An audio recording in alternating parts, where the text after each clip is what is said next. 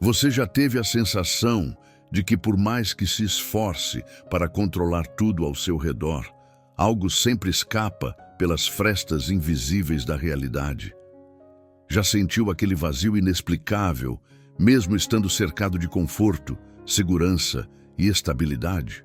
E se eu te dissesse que essa sensação, esse incômodo silencioso, não é uma falha, mas um sinal de que você está mais próximo da verdade do que jamais esteve? Prepare-se para uma jornada onde o chão sob seus pés pode desaparecer. E esse é exatamente o ponto. Neste vídeo, vamos explorar um dos pensamentos mais desafiadores e transformadores da filosofia moderna: a sabedoria da insegurança. Essa é uma visão provocadora e libertadora desenvolvida pelo filósofo britânico Alan Watts. Ele acreditava que a raiz do sofrimento humano está na nossa obsessão por segurança, previsibilidade e controle. Segundo Watts, essas são ilusões que nos afastam do único momento que realmente existe: o agora. Ele não oferece consolo barato nem respostas fáceis. Watts nos convida a abandonar todas as certezas, a olhar de frente para o abismo da existência e descobrir que é exatamente ali, no caos, na fluidez e na incerteza da vida, que habita a verdadeira liberdade. Mas cuidado! Esta não é uma mensagem para os fracos de espírito. O que você está prestes a ouvir pode desconstruir tudo o que você acreditava sobre segurança, felicidade e propósito. Afinal, e se a nossa busca por estabilidade for justamente o que nos mantém presos, ansiosos e desconectados do presente? Sejamos honestos, brutalmente, quase dolorosamente honestos. À primeira vista, essa coisa que chamamos de vida parece pouco mais do que um lampejo, uma centelha breve de luz entre duas noites sem fim. E o mais estranho é que nem mesmo esse lampejo vem com paz garantida. Quanto mais nos permitimos sentir prazer, mais vulneráveis ficamos à dor. Quanto mais luz conseguimos tocar, mais escura se torna a sombra que a acompanha. E essa sombra nunca está longe. Ela paira logo atrás do riso, do triunfo, daquilo que chamamos de alegria. Desde sempre temos tentado dar sentido a isso. Séculos de esforço, fé e imaginação para tentar encontrar um propósito nesse breve piscar de existência que termina, invariavelmente, em silêncio. E a única maneira que parecemos conhecer é acreditar que deve haver algo além. Um plano maior, uma dimensão oculta, um céu, uma redenção, um destino. Chame como quiser. O que ansiamos, na verdade, é segurança. Não só aqui, mas depois. Porque encarar a realidade nua e crua, que a vida vem e vai sem garantia, é profundamente desconcertante. Pode parecer estranho, até infantil, começar com algo tão sério trazendo à tona uma imagem da infância, mas é inevitável. Lembro-me de quando era criança e tentei enviar a alguém um pacote de água, não uma garrafa. Água solta, embrulhada em papel e amarrada com barbante. É claro que tudo o que consegui foi uma bagunça ensopada.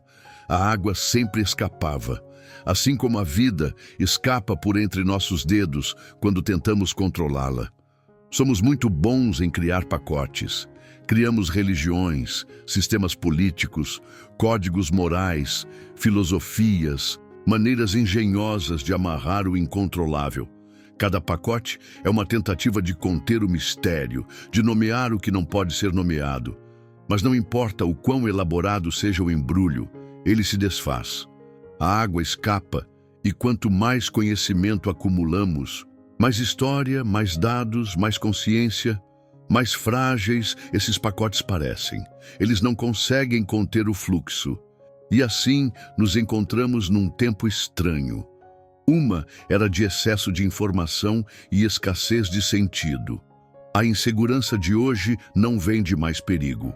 Ela vem de um mundo onde nossas antigas âncoras se desfizeram. Tradições, religiões, papéis sociais, verdades eternas, todas foram colocadas em dúvida. Para alguns, isso é libertação. Para outros, é confuso e assustador. Para a maioria, um equilíbrio instável.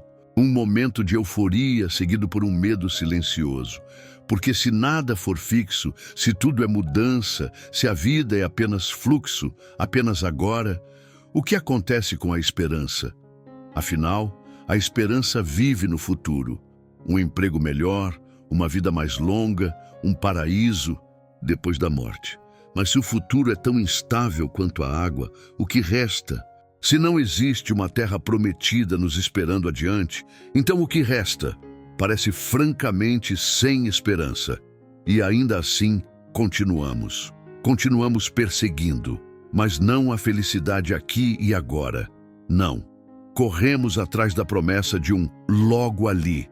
Dizemos a nós mesmos, quando essa crise passar, quando eu finalmente encontrar meu propósito, quando me aposentar, quando eu morrer, então, sim, aí serei feliz.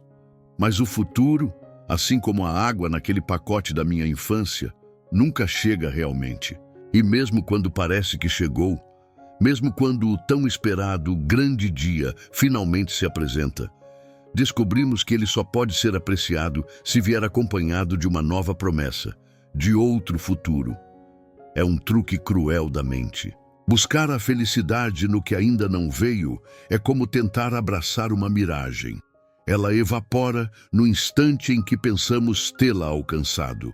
E então, assim como ela desaparece, nós também. Mas veja, essa insegurança, essa incerteza não é novidade. Nunca houve, em toda a história humana, um tempo em que a segurança fosse real. No máximo, era uma ilusão temporária. Mesmo nos chamados bons e velhos tempos, a vida era tão frágil quanto agora. Morte, doença e desastre estavam sempre por perto. O que tornava a vida suportável naquela época não era a estabilidade, mas a crença, a fé em algo maior, Deus, a alma, a justiça eterna. Ideias que estavam além do toque da tragédia. Elas não tornavam a vida menos precária, mas davam sentido. Hoje, até mesmo dentro das igrejas e templos, essas convicções parecem mais raras. A dúvida resiste. A ciência substituiu a religião como autoridade, mas ao fazer isso, também nos privou do consolo do mito. A honestidade deixou o coração exposto. O cientista não finge saber o que é incognoscível, e essa franqueza, embora valiosa, nos deixa diante do vasto mistério indiferente do universo. A mente pode se satisfazer com a lógica, mas a alma quer mais, quer propósito, quer direção, quer alguma garantia de que tudo isso importa. E quando essas garantias colapsam, buscamos substitutos. Nos voltamos para a política, para movimentos sociais, para causas. Elas se tornam nossos novos mitos. Lutamos por elas, nem sempre porque são justas, mas porque nos dão a sensação de pertencer a algo maior. Nos fazem sentir menos sozinhos no escuro. Mas você sente isso também, não sente? O tremor por baixo de tudo. Porque no fundo sabemos, isso também não é certeza. São apenas gritos na noite, e quanto mais alto gritamos, mais frágeis parecemos. Então, o que acontece com a mente de um ser que já não consegue mais acreditar? Não só em contos de fadas, mas em qualquer solo firme sob os pés. O que acontece com o coração quando todos os velhos mitos se desintegram e os novos soam vazios? Ele começa a buscar em outro lugar. Voltamo-nos para dentro, tentando encontrar alguma âncora em nós mesmos, em nossas identidades, carreiras, habilidades, conquistas. Dizemos, pelo menos eu sou isso, pelo menos eu sei aquilo. Mas se olharmos com um pouco mais de atenção no espelho, percebemos, nada disso é fixo. Estamos mudando o tempo todo, silenciosamente, sem nos pedir licença. O rosto muda, os pensamentos, os sonhos. Tudo escorre como areia por entre os dedos. Então nos agarramos ao que parece sólido, criamos planos, buscamos força, fazemos do controle nosso novo salvador. E como bons seres modernos, transformamos a vida num projeto de segurança. Estabelecemos rotinas, traçamos metas, fazemos listas, meditamos, contamos calorias, acompanhamos gráficos de renda, visualizamos o sucesso. Tentamos de todas as formas administrar o futuro como quem tenta conter um rio com as mãos. Mas por mais meticuloso que seja o esforço, por mais sofisticadas que sejam as estratégias, algo sempre escapa. Uma variável invisível, uma emoção inesperada, uma perda, uma pessoa, um acontecimento que desmonta a equação. E lá estamos nós, outra vez no mesmo lugar, inseguros, incertos, e então, claro, nos culpamos. Se eu tivesse tentado mais, se eu tivesse planejado melhor, se eu tivesse rezado com mais fé, me concentrado com mais disciplina. Mas o problema não é você, não é o seu esforço, é o jogo. O erro é buscar controle em um mundo que nunca foi controlável. O erro é querer segurança em um universo que só sabe mudar. Como dissemos antes, tentar amarrar a vida é como tentar embrulhar água em papel. Você se molha, você falha e você tenta de novo. Mas nessa repetição, nessa ânsia por um futuro que nunca se concretiza, você fabrica seu próprio sofrimento. E aqui está o paradoxo mais cruel. É o desejo de segurança que cria o sentimento de insegurança. Quanto mais você precisa se sentir seguro, mais percebe o quão instável tudo é. Quanto mais aperta a corda, mais suas mãos queimam. Resistir à incerteza é se enredar nela. Medo gera medo. Preocupação alimenta mais preocupação. Querer segurança, absoluta, definitiva, é travar uma luta contra a própria natureza da existência. Porque o universo, veja bem, não é fixo. Ele dança, ele flui, ele explode e se desfaz, ele canta e silencia, tudo em ciclos, tudo em movimento, sem pedir sua permissão. E quando você exige que ele pare, que congele, só para te confortar, você sofre. Porque a vida não vai esperar você se sentir pronto. Ela não está no futuro. Ela nunca esteve. Ela já está aqui. O erro é achar que você pode controlá-la de fora, como se estivesse separado dela. Mas você não é o espectador, você é a própria cena. Assim como uma onda não é separada do oceano, você não é separado da vida. Você não é uma coisa separada do universo. Você é o universo, momentaneamente se expressando como você. Assim como a onda não está separada do oceano, ela é o oceano por um instante em forma e movimento. Você também é apenas uma forma momentânea do todo. E no momento em que isso se revela, a ânsia por segurança começa a se dissolver. Porque o que poderia ser mais seguro do que este exato momento, o único que realmente existe? Mas então surge a pergunta inevitável. O que fazer quando a vida não oferece um ponto fixo? Quando as crenças desaparecem, os planos desmoronam e até mesmo o eu se desfaz como névoa ao sol? Onde então alguém pode se posicionar? A resposta, por mais simples que pareça, não é fácil. Você para de se posicionar. Abandona a busca por solo firme e cai, livre e aberto no presente. Não porque o agora seja confortável ou seguro, mas porque é a única coisa real. Veja, confundimos liberdade com controle. Pensamos que somos livres quando temos domínio sobre o futuro, quando tudo está previsto. Mas isso não é liberdade. Isso é medo disfarçado de progresso. A verdadeira liberdade é mais selvagem. É render-se ao ritmo da vida, à mudança, à morte, ao renascimento, não como obstáculos a serem vencidos, mas como a própria textura do existir. Porque a verdade é que você nunca esteve no controle, nunca houve um você separado, atrás dos olhos, segurando o leme e comandando o navio. Há apenas consciência, testemunhando, dançando, sendo. E enquanto tentar se agarrar à certeza, sofrerá. Você sofre não porque a vida seja cruel, mas porque quer que ela seja o que ela não é. Quer que seja estável, previsível, segura.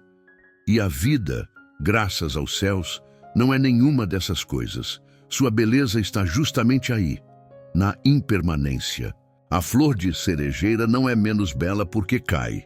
O sol não é menos radiante porque se põe. Então, por que você acreditou que deveria permanecer? Por que essa luta para congelar a água que flui? A sabedoria da insegurança não é teoria elegante. É um retorno de visão. É entender que o momento em que você para de tentar proteger a vida é o momento em que ela finalmente começa a pulsar. Ao abrir mão da necessidade de respostas, você redescobre o mistério. Você nunca precisou entender tudo. O objetivo nunca foi capturar a vida, mas senti-la, vivê-la como se vive uma música, não como uma equação, como uma dança, não como uma direção. E então, quando você finalmente para de resistir à mudança, quando para de se apoiar contra a corrente, você descobre que o rio já estava te carregando o tempo todo. Você não está perdido, você não está atrasado, você está aqui e aqui já é o suficiente. Talvez essa seja a maior ilusão de todas, a raiz de onde brota toda a ansiedade, a ideia de que você está separado da vida, de que você é um ego encapsulado em pele, jogado num mundo que não escolheu, tentando do seu jeito sobreviver. E quem sabe, se der sorte, ter sucesso. Mas quem te disse isso? De onde veio essa noção de que há um você pequenino dentro da cabeça, puxando alavancas, tomando decisões, pensando pensamentos, como um CEO espiritual no comando da nave? Você foi ensinado assim. Desde cedo te disseram, você é você, todo o resto é outro. E então você passou a vida inteira defendendo essa fronteira imaginária. Mas pense comigo, é possível haver uma frente sem verso? Uma moeda com apenas um lado? Da mesma forma, você não é um estranho aqui. Você é o universo se expressando por um breve instante como uma pessoa. Assim como uma onda não está separada do mar, você não está separado do todo. O ar que você respira, os pensamentos que surgem, as batidas do seu coração, não são suas posses. São processos, são movimentos do mundo através de você. Você não bate seu coração, não faz seu cabelo crescer e com certeza não escolhe cada pensamento que tem. Eles vêm e vão como nuvens, formam-se, pairam, se dissolvem. E quando você solta a ideia de que está no controle, o que resta não é o caos, é a paz. O medo da morte começa a se dissipar, porque você percebe que nunca houve um você fixo que pudesse ser perdido. Então, como viver sabendo que tudo passa? Você vive como uma árvore, curvando-se com o vento, enraizada não na certeza, mas na presença. Você não se agarra às folhas, porque sabe que elas devem cair. Você não implora para que o rio pare, porque o movimento dele é a própria música. Amar a vida de verdade é amar sua dança, é amar a mudança, é amar sem possuir, agir sem ansiedade, segurar sem apertar. Você prova o fruto do momento, sente seu gosto por inteiro, mas não tenta preservar a casca, nem enquadrar a semente. E isso não é apatia, nem passividade. Porque você não está mais tentando conquistá-lo. Você sabe que é ele, e então viver com sabedoria é viver com liberdade. Viver com liberdade é viver sem se agarrar. E viver sem se agarrar é finalmente estar em paz.